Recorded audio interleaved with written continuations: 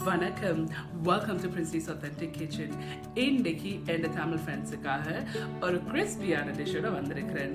நான் இன்னைக்கு செய்ய போற வந்து முறுக்கு. இந்த முறுக்கு எப்படி செய்யறேன்னு சொல்லி உங்களுக்கு ஸ்டெப் பை ஸ்டெப் காட்டி தரேன். Subscribe to my channel and hit the bell icon to get notified any updates. கடலை பருப்பு இருக்குது. இந்த கடலை பருப்பை வந்து நான் கிரைண்டரில் போட்டு அரைக்க போகிறேன்.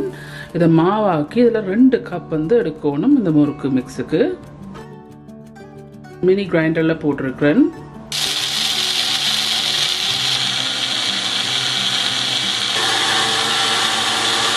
இது வந்து சின்ன கண்ணுள்ள அரைதட்டில் தான் இதை போட்டு அரைக்க போகிறேன். கடலை பருப்பு வந்து அரைச்சி வச்சிருக்கிறேன். இப்போ இதில் போட்டு அரைச்சிட்டு இதில் வர கட்டையை வந்து திருப்பி வந்து கிரைண்டரில் போட்டு அரைச்சிட்டு அரைப்போம். அந்த கட்டை வந்திருக்கு. இப்போ இதை திருப்பி கிரைண்டரில் போட்டு அரைப்போம். இப்போ இதை கிரைண்டரில் போட்டிருக்கேன்.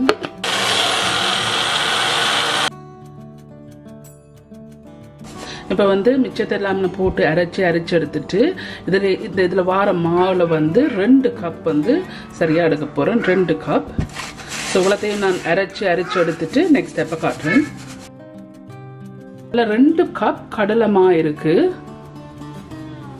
வந்து நல்லா அவிச்ச மா வந்து 2.5 கப் இருக்குது. ஆல் பர்பஸ் ஃப்ளவர் மைதா மா அவிச்சது 2.5 கப். இதுக்கு தேவையான அளவு உப்பு. வந்து 1/8 டீஸ்பூன் மஞ்சள் இருக்குது. ஏன்னா அந்த கடலை மாவு மஞ்சளாக இருக்கிறடைய கலருக்கு தானே போடுறது. ஸோ அதில் வந்து உங்களுக்கு ஏற்ற அளவுக்கு போடுங்க. இதில் வந்து வறுத்த சீரக பவுடர் இருக்குது. வறுத்த சீரக பவுடர் 1 டேபிள் ஸ்பூன். வறுத்த மிளகுத்தூள் 1 டேபிள் ஸ்பூன்.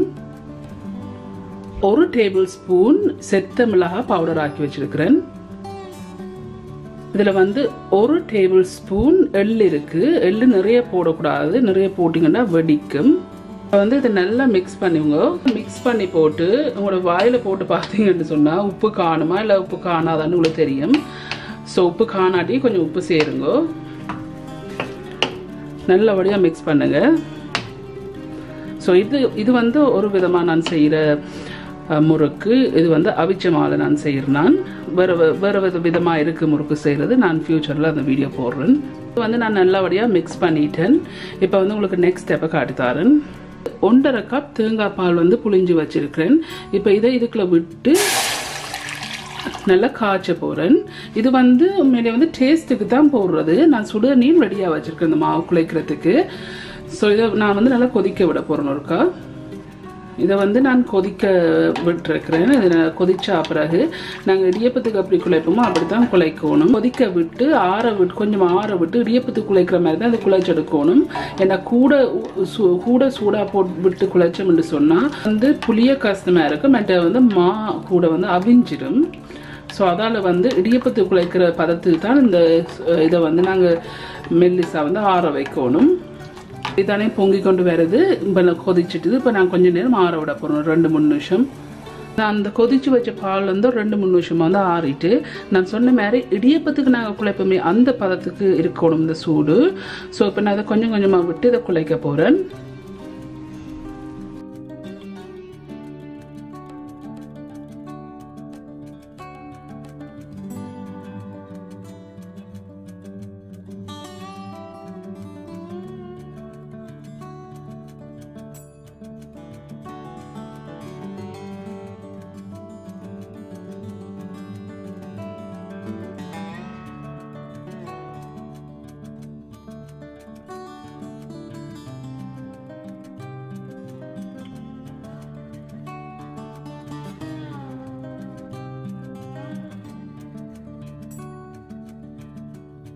வந்து பால் வந்து காணாது. ஸோ அதில் வந்து நான் சுடுதண்ணி ஏற்கனவே ரெடியாக வச்சிருக்கிறேன்.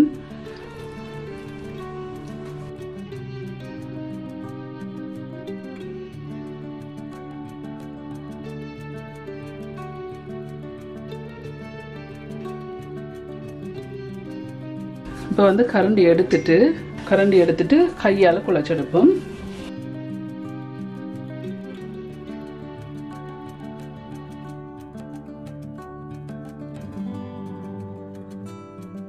1 டீஸ்பூன் தேங்காய் எண்ணெய் இருக்குது. இதையும் விட்டு இதோட பிசைஞ்சு எடுப்போமேன்னு சொன்னால் இது வந்து காயாது, மற்ற வந்து புளியும் லேசாக இருக்கும்.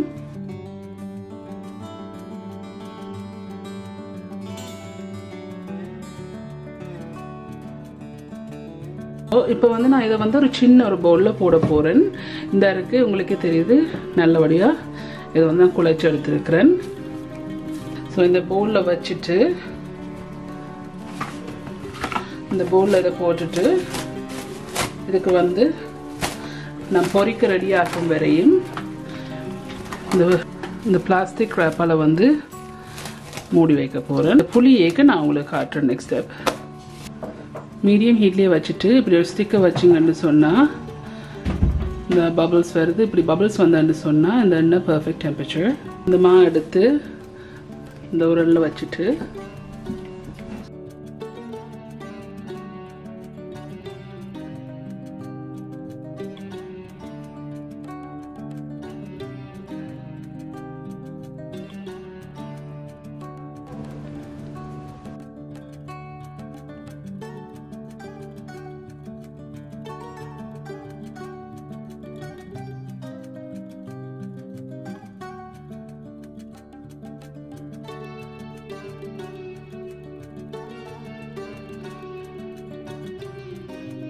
இப்போ நான் பொரிச்சு காட்டுறேன்.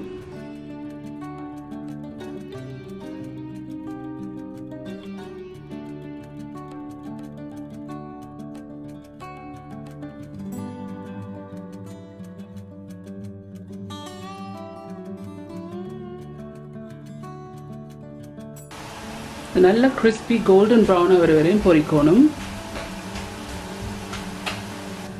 கொஞ்சம் பொரிஞ்சோண்டு வரைக்கும் இந்த எண்ணெய் வந்து ஹீட் இல்லாத மாதிரி இருக்கும். அதை பற்றி நீங்கள் கவலைப்படாதீங்க. வந்து பொரிஞ்சிட்டுது.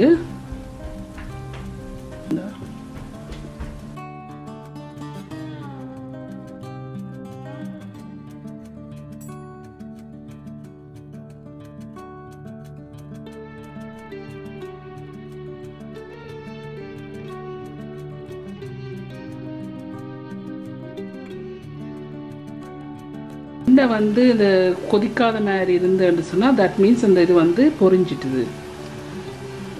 இந்த இப்போ கொஞ்சம் தெரியுதில்ல உங்களுக்கு, எண்ணெய் வந்து கொதிக்கிற இது இல்லாமல் இருக்குது அப்படின்னு சொல்லி இது பொரிஞ்சோண்டு வருது. டக்குன்னு பொரிஞ்சிடும். ஸோ அவதானமாக இருங்கோ எடுக்க. இது இந்த கொதிஞ்சு கொண்டு இந்த எண்ணெய் கொதிஞ்சு கொண்டு இந்த டெம்பரேச்சர் வந்து கீழே போய் கொண்டு இருக்குது. தட் மீன்ஸ் வந்து இது பொரிஞ்சிட்டுது. இப்போ இதை எடுக்கலாம் நீங்கள்.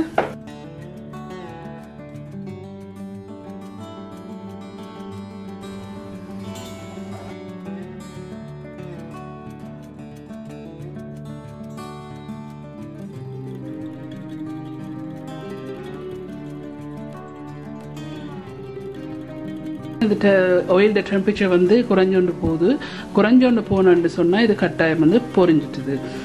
100% பொரிஞ்சிட்டுது. நீங்கள் கவலைப்படாமல் எடுக்கலாம்.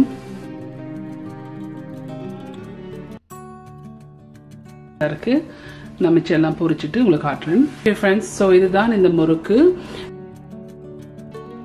ஓகே ஃப்ரெண்ட்ஸ், இந்த முறுக்கெல்லாம் செய்து முடிஞ்சது. எப்படி இருந்துச்சு? சூப்பராக இருந்துச்சு. கட்டாயம் நீங்கள் ட்ரை பண்ணி பாருங்கள். உங்களோட காமெண்ட்ஸில் வந்து கீழே விடுங்க. உங்களுக்கு இந்த வீடியோ பிடிச்சிருந்துன்னு சொன்னால் தம்ஸ் அப் பண்ணுங்கள்.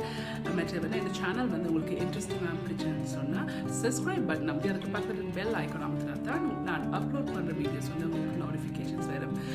மீண்டும் இன்னொரு இன்ட்ரெஸ்டிங்கான டிஷ்ஷில் சந்திக்கும் வரையும் நன்றி, வணக்கம்.